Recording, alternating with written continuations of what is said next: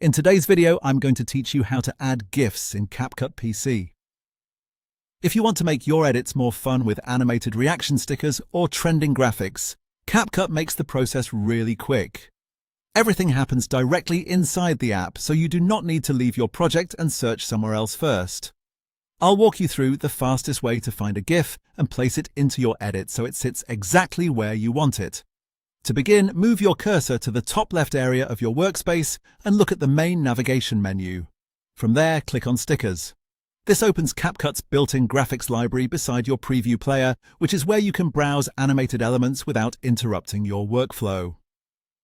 If you have never opened this panel before, just take a second to notice how it's organized, because this is where you'll be pulling in sticker-style animations and GIF content.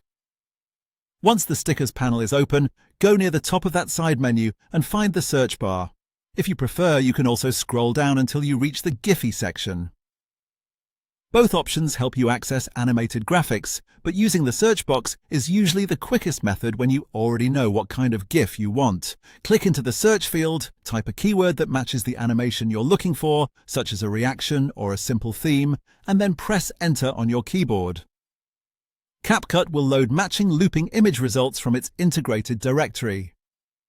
Give it a moment if needed, especially if your internet connection is a little slow, since these assets are pulled in live.